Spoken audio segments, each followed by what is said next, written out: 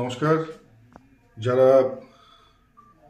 কুচবিহার জেলায় যারা এসআইআর এর কাজ করছেন, বিশেষ করে যারা বিএলওরা অক্লান্ত পরিশ্রম আপনারা করছেন, আপনাদেরকে যেমন ধন্যবাদ জ্ঞাপন করব, পাশাপাশি অনেক বিএলওরাই আছেন যারা শাসক দলের চোখ রাঙানিতে ভয় পেয়ে আপনারা ভুল তথ্য পরিবেশন করছেন। যেমন আজকেই বামুনহাটের একটি বুথ 110 নম্বর বুথ, যে বুথে প্রথমে যখন আপলোড করা হয়েছিল একজনও মৃত ভোটার ছিল না। পরবর্তী সময় সংশোধন করে সেখানে 40 জন মৃত ভোটার পাওয়া যায়। তো আপনাদেরকে বলবো, যারা বিএলও, আপনাদের প্রত্যেকের ঘর সংসার, আপনাদের পরিবার পরিজন রয়েছে, কারোর ভীতি প্রদর্শনে কোনো তৃণমূলের নেতাকে ভয় পেয়ে আপনারা ভুল তথ্য পরিবেশন করবেন না। কারণ এর পরিণাম কি হবে আপনারা হয়তো এখন বুঝতে পারছেন না, পরবর্তীতে ইলেকশন কমিশন যখন অ্যাকশন নেবে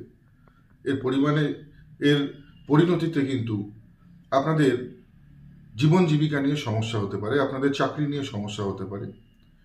তো আপনাদের যেখান থেকে অন্য সংস্থান হয়, যে আপনারা জব করছেন, কেউ গ্রুপ ডিতে রয়েছেন, কেউ প্রাথমিক স্কুলের শিক্ষক, কেউ হাই স্কুলের শিক্ষক, সবাইকেই বলবো, চাকরি চলে গেলে এই তৃণমূলের নেতারা কিন্তু বাঁচাতে আসবে না।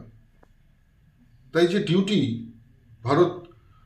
ভারতবর্ষের সাংবিধানিক যে ডিউটি আপনারা পালন করছেন, সেই ডিউটি আপনারা সযত্নে পালন করুন।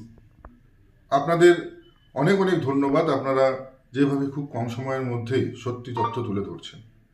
কিন্তু আবারও বলবো, আপনাদেরকে যেমন অনুরোধ করব, পাশাপাশি আপনাদেরকে সাবধানও করব যে ভুল তথ্য পরিবেশন করবেন না।